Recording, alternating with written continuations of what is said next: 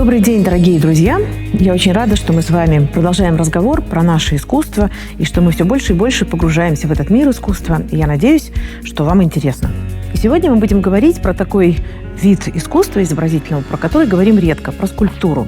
Хотя на самом деле скульптура тоже древний вид искусства и тоже очень интересный, и он даже более сложный, чем живопись. Я сегодня хочу рассказать вам про нашего одного из самых известных скульпторов Ескин Сергибаев. Ескин Аманжолович родился в 1940 году, то есть сегодня ему 82 года. И он народный художник нашей страны, и он, конечно, мэтр, корифей. У него уже целая школа учеников, тоже талантливых, и он до сих пор преподает в Академии искусств имени Жургенова, и при этом остается действующим художником.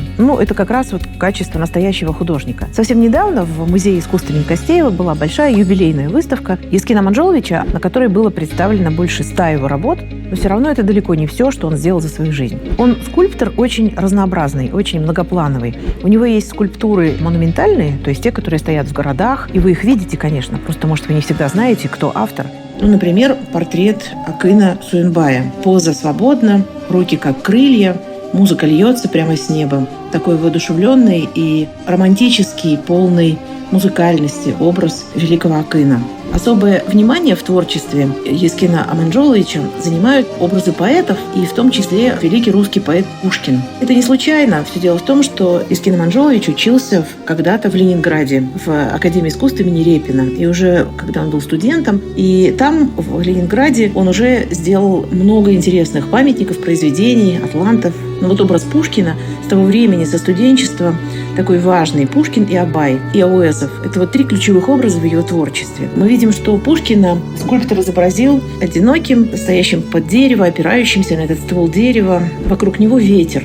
Потому что любой поэт всегда слегка отделен, он всегда одиночка, он всегда идет против ветра и дистанцирован от остального мира. И здесь Пушкин, взгляд его поднят к небу, руки сложены на груди, мечтательное выражение лица, он погружен в свои грезы, погружен в вдохновение свое. И это вдохновение, выраженное в бронзе, удивительно, выразительно, эмоционально удалось Ескину Аманжоловичу. Образ Абая ключевой, важный, главный, может быть, в творчестве скульптора тоже не случайно, потому что фигура Абая масштабная, и влияние его на всю литературу и вообще на все развитие культуры казахской нельзя переоценить. И поэтому с этим образом Абая Ескин Аманжолович работает долго, и у него есть разнообразные скульптуры, разнообразные портреты Абая, маленькие скульптуры, такие камерные, где Абай больше человек, и здесь скульптор думает, какой был у него характер, каким он был человек, личное, внутреннее проявляет. Но есть и портреты монументальные, где Абай выглядит такой скалой, утесом, глыбой, основой казахской культуры. Один из замечательных памятников Ескина Аманжоловича можно считать портрет Нуркисы Тлендиева. И этот образ музыканта, композитора Нуркисы Тлендиева тоже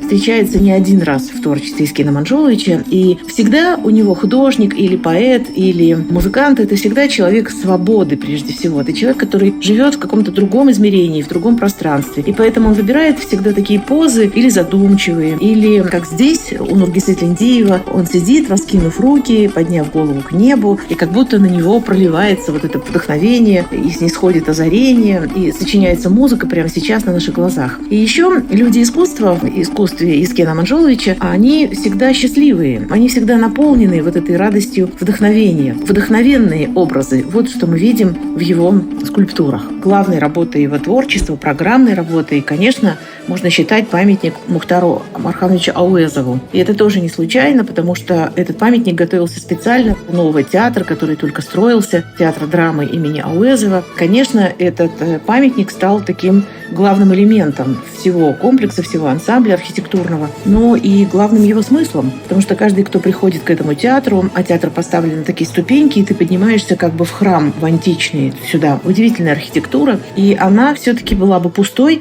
если бы не было этого памятника. Памятник большой, монументальный. Мы видим сидящим в кресле настоящего живого поэта с его внимательным взглядом, таким человеческим, с человеческой теплотой в этом взгляде. И это очень важно, потому что далеко не в любом парадном портрете, не в любом официальном памятнике удается художнику сохранить человеческий эстетическое, душевное. А вот Ескину Манжоловичу как раз это в памятнике Ауэзова прекрасно удалось. Он долго работал над этим памятником, и он сделал много-много подготовительных сначала рисунков, а потом уже моделей. У него есть отдельные фрагменты в гипсе выполненные. Их тоже очень интересно рассматривать, потому что он не сразу возник такой вот этот памятник, а была длинная подготовительная работа. Но в конце концов он выбрал оптимальный вариант, и все здесь узнаваемо. Один из лучших памятников казахской скульптуры. Увидев его, навсегда остается в душе образ писателя Мухтара Ауэзова, внимательного, живого, интересного человека, с которым, может быть, было бы интересно о многом поговорить.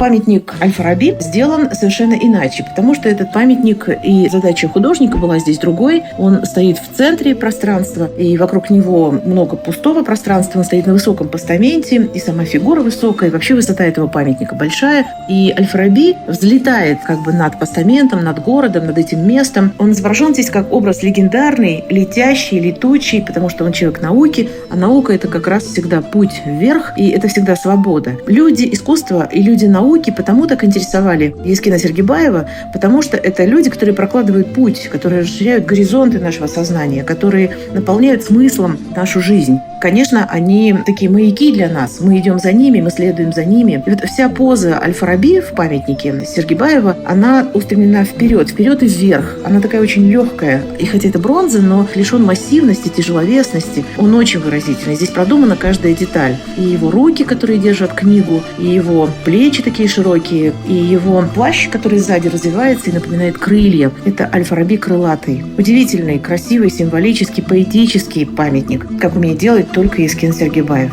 В творчестве Сергибаева много произведений монументальных, но есть и очень интересная камерная скульптура. И камерные работы всегда отличаются живостью, непосредственностью. И мы понимаем, что художник умеет наблюдать мир, и еще что он очень любит жизнь. И жизнь людей, и жизнь предметов, и жизнь животных. И, например, вот эта скульптура «Кот и пес», которая уже сделана в 70-е годы, эта скульптура смешная, ироничная, потому что кот изображен здесь таким большим, круглым, почти шаром, и он похож на такого барина, который сидит на колонне, на столбе, а собака бегает и не может достать этого кота, хотя она не лает. И понятно, что это такое противостояние, и скульптура и называется противостояние. Два разных характера, конфликт двух разных образов. Как мастерски художник умеет заострять, как он проявляет характер, ведь перед нами не животные на самом деле, а человеческие характеры, да и человеческие взаимоотношения, которые просто переведены в образ животных. Отдельного внимания в творчестве Ескина Сергибаева занимает образ отца. Вообще для шестидесятников это очень характерно, поиск отца. Помните, когда мы смотрели живопись Салихиддина Айтбаева, то я тоже обращала ваше внимание, как много у него портретов отца, больше 20. Потому что портреты отца — это такая тема в поисках своей почвы, в поисках своих корней, в поисках опоры в этом мире. Кто я? Откуда я? И отец — это тот, как раз твоя основа жизни. У Ескина Сергибаева отец был человеком религиозным, и поэтому несколько есть изображений, где он как раз так и запечатлевает отца молящимся. И это такая традиционная поза, сидя на коленях и преклонив голову перед небом, очень молитвенная поза, обобщенная, упрощенная, но и потому такая подчеркнутая. Но не только молящийся отец. Вот, например, мы видим отец, который едет на ослике, и это такая зарисовка маленькая. Портрет матери тоже, хоть он не очень большого размера, но выглядит монументальным и таким тоже цельным, очень ясным, потому что вот в этих двух образах, портрет отца и портрет матери, Ескин Сергибаев убирает лишнее, он не детализирует, он оставляет только главное, и вот на этом главном сосредотачивается. И мать у него изображена в позе женщины, которая ждет. Поднятая рука к глазам, она закрывается от солнца, смотрит вдаль, и в ожидании, это же тоже нужно иметь мужество, чтобы верить и ждать. Интересно еще, что портрет и матери, и отца у Ескина Манжолова уже возрастные. Не когда они были молодыми и красивыми, а вот когда они уже прожили жизнь. И очень важно было художнику передать, что они стали мудрыми, что они для него воплощение мудрости. Вот именно такими я вижу образы отца и матери в творчестве Ескина Сергибаева. Еще один удивительный его памятник — это портрет художника. Когда один художник делает портрет другого художника, это всегда интересно,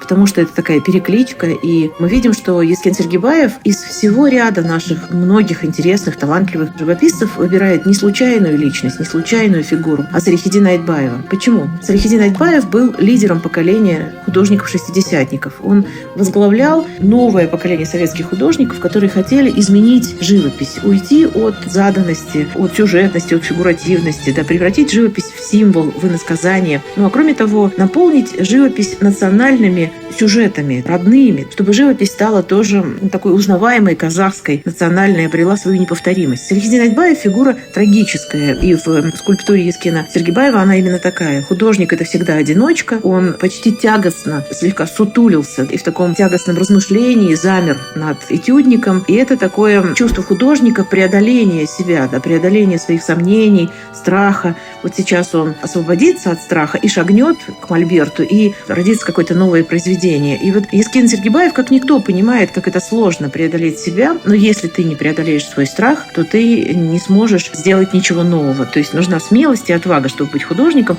Но еще, конечно, нужно вдохновение. И вот эти все раздумья, размышления, как рождается образ. Это нелегко происходит, это не быстро. Это иногда мучает художника долго. И вот такое мучительное размышление, мучительное раздумье, но прекрасное при этом, мы видим в портрете Салихиддина Айтбаева в скульптуре Ескена Сергибаева. Еще одна удивительная работа, еще одно произведение Ескена Сергибаева — это портрет Алии Молдагуловой. Вы все помните историю этой девушки, которой пришлось стать героем, потому что началась война, и в 1941 году, когда начиналась война, ей было всего 16 лет. А в 1942, когда она уже попала в часть, ей было всего 17. То есть это совершенно юная девушка, но она лучше всех стреляла, и она стала снайпером, спасла своих товарищей, и посмертно ей присудили это звание Героя Советского Союза. И очень многие художники делали ее портреты, и живописные, и скульптурные. В скульптуре Ескена Сергибаева отличается от всех остальных, потому что он изобразил здесь ее на войне. Вот этой винтовкой, которая ей великовата, такая она почти ростом с нее,